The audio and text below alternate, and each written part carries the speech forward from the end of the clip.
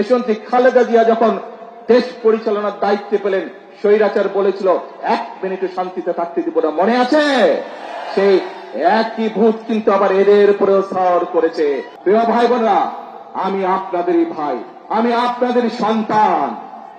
আজ যে পরিকল্পনাগুলো বিএনপি নির্বাচনের আগে আপনাদের দিয়েছে, যেই পরিকল্পনাগুলো আমরা বাস্তবায়নের কাজ শুরু করেছি, এই কাজগুলো আপনাদের সন্তান হিসেবে, বগুড়ার সন্তান হিসেবে যদি আমি করতে পারি, তাহলে নিশ্চয়ই আপনাদের গৌরব বৃদ্ধি পাবে, বগুড়ার প্রতিটি মানুষের গৌরব বৃদ্ধি পাবে।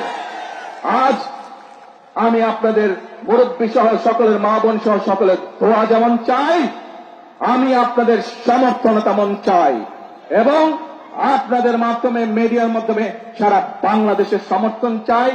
যারা দেশে গোলযোগ সৃষ্টির আবার পায় তারা করছে, ঠিক যেভাবে পালিয়ে যাওয়া স্বৈরাচার বলেছিল, দেশনেত্রী খালেদা জিয়া যখন দেশ পরিচালনার দায়িত্বে পেলেন, স্বৈরাচার বলেছিল 1 মিনিটও শান্তিতে থাকতে দিব না, মনে আছে?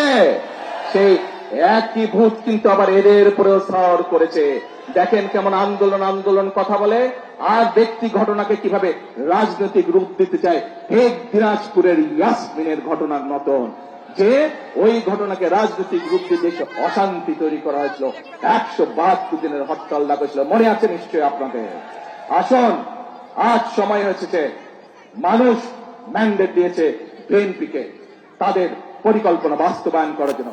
মানুষ ম্যান্ডেট দিয়েছে বিএনপিকে যেই জুলাই সনদে বিএনপি স্বাক্ষর করছে সেই জুলাই সনদ বাস্তবায়ন করার জন্য। কাজেই যার ম্যান্ডেট বাংলাদেশের জনগণ আমাদেরকে দিয়েছে, যেই প্রতিশ্রুতি জনগণকে আমরা দিয়েছি, আসুন আল্লাহর রহমতে আজকে এই মিটিং আমরা প্রতিশ্রুতি শপথ গ্রহণ করতে চাই।